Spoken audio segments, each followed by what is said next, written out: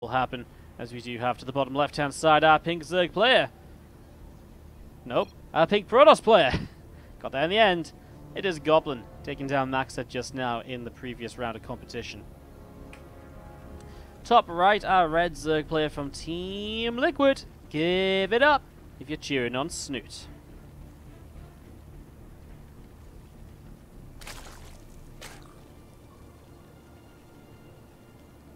Alright, so getting into this quarterfinal matchup. Top two players today will qualify for first place, also taking home a $50 prize.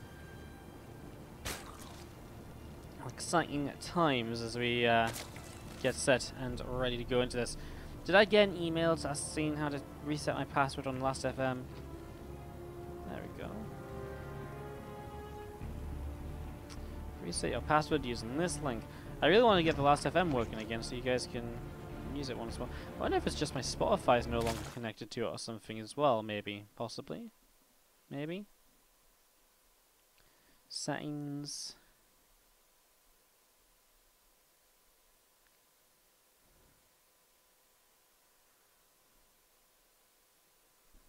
I don't even know. I don't know, it's a weird little something.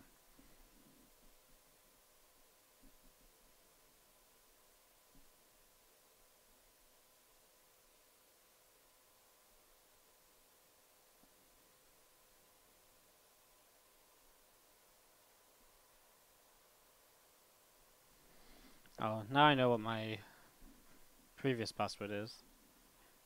You know, you guys ever get that where you go in to reset your password and it tells you what you need? It tells you what you need to reset your password. And you're like, oh, well now I know the the requirements. Now I know what my password probably is.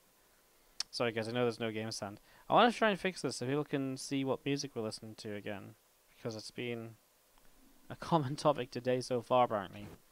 All right, well, early game, not much happening honestly. The initial setup is looking fairly regular. Let's get this underway. I wonder where it is in Spotify though.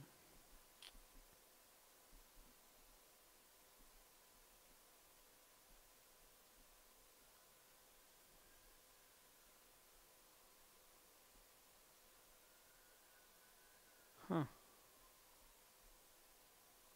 I know. Sorry guys. I know I'm messing around with something that isn't the game right now, but it's just frustrating me. Alright, anyways, you've seen a depth shading in towards the natural Stargate is coming up in the main base as we get our way into the early stages of this Zerg versus Protoss.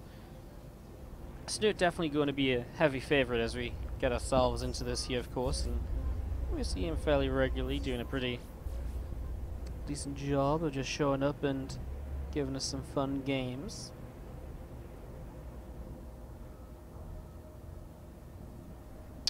Adapt on its way down to the bottom left hand side. He's already been up to the top right and had a little bit of a scatter around.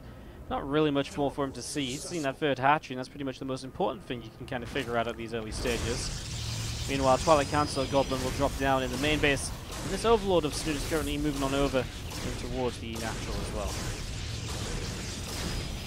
So, Phoenix is poking away at the Overlord and trying to get some damage done there, as we are going to be seeing the Queen just about to pop up once again. Another Evolution Chamber coming through here.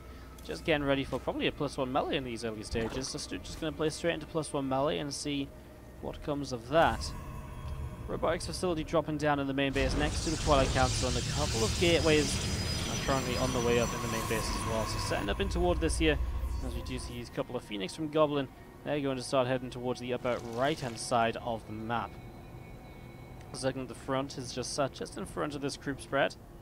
And again, those couple of Phoenix, well, they are looking to see just what they can do themselves in the near future. As Goblin, well, his game plan starting to be revealed. 5 extra gates, resonating glaives, and this little wave of aggression with 8 gates and glaives. Well, that's starting to really look as though it's being established here. And right now, Snute does not have the information I feel like he needs. And he also isn't really set up in any way to deal with glaive depths. I mean, going into +1 melee, allowing the way suggests he wants to go into fast Hydras. Fast Hydras really don't deal with glaive depths very well at all, and at this point, he's probably not even going to have Hydras on time. Well, he does have those Lings at the front, and he will see Adepts warping in, so he will know that there's a lot of Adepts here. He'll see the lack of an expansion. Maybe that's the sign Snute needs to start setting up a bit of a, a bit of a more proper defense here, as we are going to be seeing the lanes just poking forwards, trying to see what else is going on. Depth's just going to be sat part of this wall off at the moment. Again, robot facility is up, so the warp prism is definitely a possibility as well, and it is on its way out. Snute doesn't quite see it just yet, as the Bane nest is about halfway done, plus one melee is still coming up. If Snute defends, he'll be so far ahead, obviously. I mean, the 8 gate Adept all in, it's all in for a reason. But not just that, the fact that he's got 60 drones, 65 drones will be an amazing economy for him. But I truly think that that is just his issue, that he's got too many workers here. Let's see if he can pull off somewhat of, something of a defense. Queens are all gathered up. Spinecrawler will even begin to build. Lings are going to pull back. They need to morph back into Banelings in a safe location where they're actually going to be able to morph in without the Adepts just coming in and cancelling them. The Adept shading through, we'll see those Banes morphing.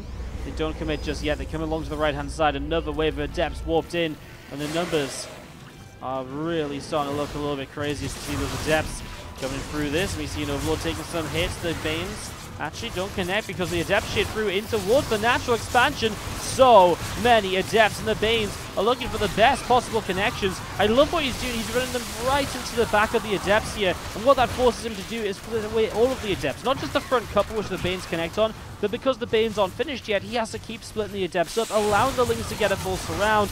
And as Lings coming towards the main base too, Snute is going to do the miraculous, and he's going to be able to get the win here after holding off the Adepts. Wow, so nicely. Let's go to this. To the top right-hand side, our pink Protoss player, this, my friends, is Goblin. Down a game right now after that 8-gate Adept attempt.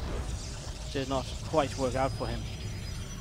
And at the bottom left-hand side, the red Zerg. This is Snute from Team Liquid.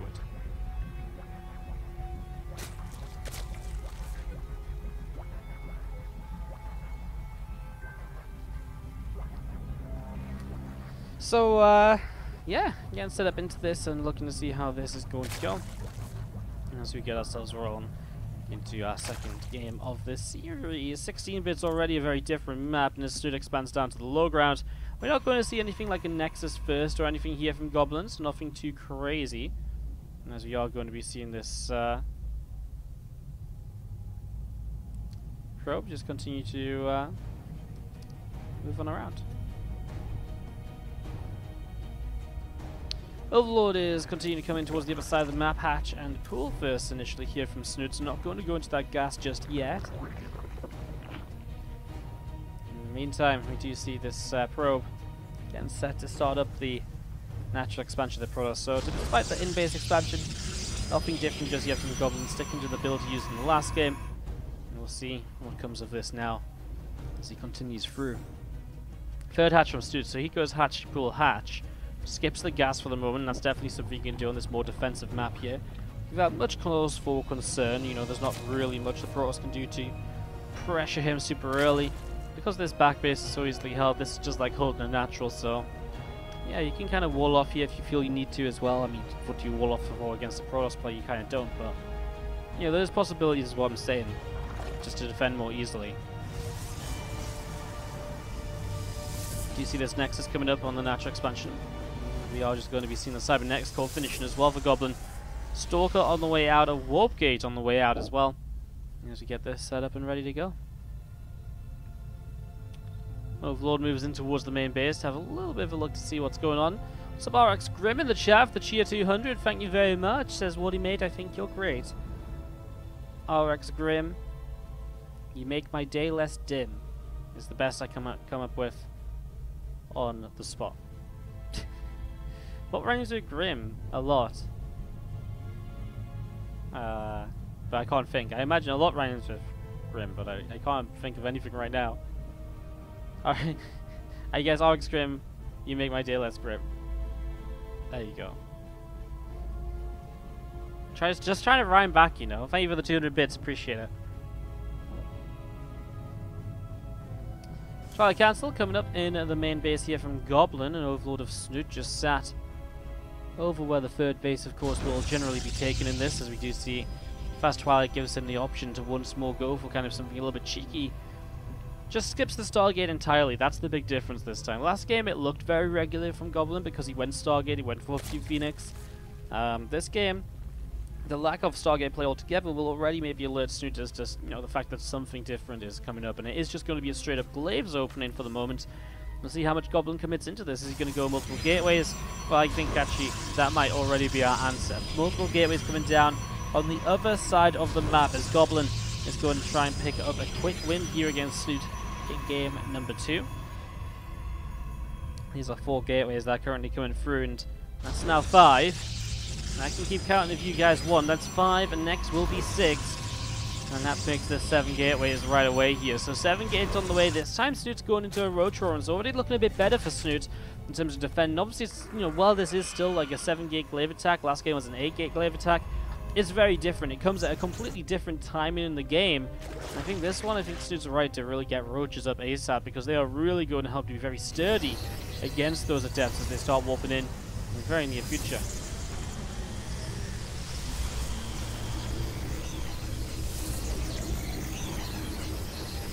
Adept is coming up at the moment here, so that's going to get set up right now. Spore Crawler from Snute currently on the way in as well, going to be finishing in just a few moments. There's a couple of Zerglings coming out and towards the low ground, and we are going to be seeing Snute just heading out onto the map with those things, looking to see what's going on. His Adepts are ready though, and I mean Snute is making units at the moment, so if he sees these Adepts, which he does, well now he just keeps on making units, and again he's cut drones at a pretty reasonable timing. And he kind of feels like he should have enough to make this work. He's going to try and hide the Lings until the last moment, and that's going to make sure that the Adepts do commit in here. Now the Lings come forward, the first Queen goes down already, the first Roach is starting to show up. It takes a little while to start cleaning out these Adepts, but now he's going to get 2 and 3 of them before they're able to back away. In fact, make that 4. Obviously the Adepts shade up into the main base, but Roach is already set to greet them. And well, drone count is taking some hits, but it's a lot of Adepts going down as well, right? And there's no units of Snute going down at all. He is 100% keeping every single one of his units alive, apart from maybe a few Zerglings.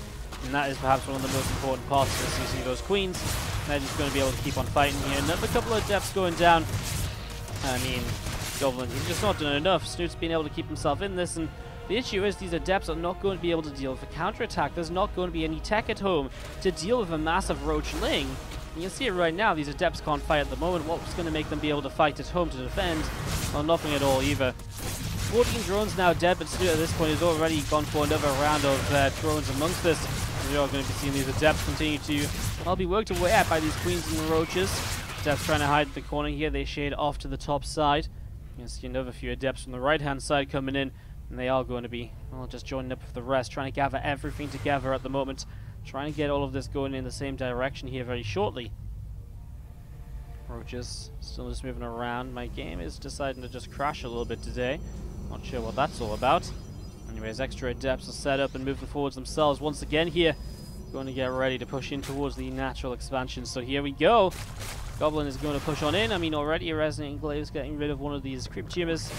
And now there's the big shade, but there's just, again, so many Roaches, so many Lings. As these Adepts come in, they actually started taking a pretty okay-ish fight initially. And every single one of these is going to commit in towards the main base, where Snute is going to start desperately kind of chasing into. And that's where the Adepts become annoying as they start to shade out once again. Snute leaves his Roaches to kind of keep on fighting here, and I mean, there's no way these Adepts commit to kind of sticking around in that position. A couple of them peel away. Now as Goblin actually takes a work a lead of these Adepts, continue to just be very frustrating to kind of catch up and deal with once and for all from Snute's perspective. Snute's just rebuilding drones again, though I think he's still very happy with his army count. It's just it's very difficult for him to have enough to kind of have the army in 2 places at once, which he kind of needs against these Adepts, it feels like, at the moment. Adepts start to shade forwards here, some Roaches and Rabbits will go up the ramp to chase them down. There's the commitment through, and again, Goblin, this time he realizes he's not going to get enough done, perhaps. He does just type out